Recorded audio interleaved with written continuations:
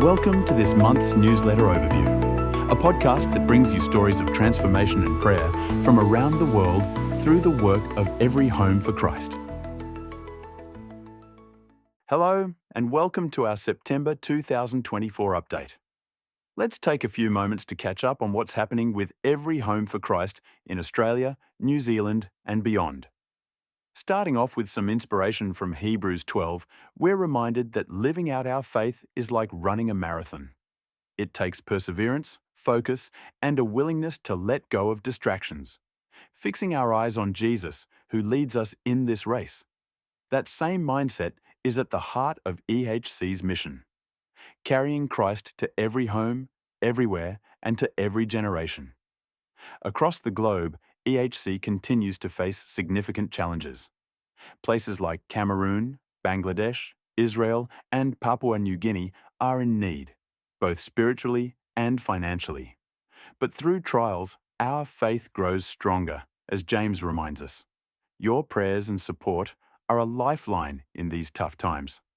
Back home, we recently had the privilege of sharing EHC's mission on Vision Christian Radio, reaching an audience of over 60,000 listeners nationwide.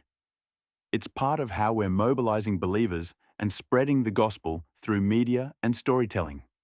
In Samoa, EHC is preparing to welcome Timothy, a dedicated Fijian missionary who will serve for 2 years. There are still many places across Samoa where the gospel hasn't been heard, and your support can help Timothy meet basic living costs so he can focus on the mission. Now, let's talk youth. We're thrilled to welcome 2 new youth ambassadors, Jemima Ayub and Leon Karatzis. Jemima, a law student, brings sharp research skills and a deep commitment to service. Leon, a media and communications student, is our creative powerhouse, handling everything from design to digital outreach. Together, they're launching the NextGen Disciples Youth Portal, a space where young believers can come together to share ideas, engage in events, and live out their faith boldly. Father's Day is also a time for reflection, celebrating the powerful role fathers play in their children's lives. It's also a chance to support initiatives like the Zambia Farming Project, which helps farming dads overcome climate challenges and care for their families through sustainable agriculture. In Bangladesh, political upheaval has created real danger for Christian communities. After the Prime Minister's resignation in August, violence surged, especially against minorities. Churches have been attacked, and many pastors are in hiding. EHC is working closely with local authorities to protect its teams, but we're asking you to pray for peace, for safety, and for wisdom. There's also great opportunity. South Asian communities are now the largest migrant group in Australia, and the Satya Network, South Asian Tide for Yesu in Australia, is rising to meet the moment. This year's Satya conference, themed Holistic Discipleship, is all about building authentic relationships and sharing Jesus in both word and action. It's happening on September 7th in Carlingford, and everyone's invited. Looking ahead, we're asking Aussies to consider including EHC in their wills. A bequest is a beautiful way to leave a lasting impact, supporting outreach, training, and church engagement well into the future.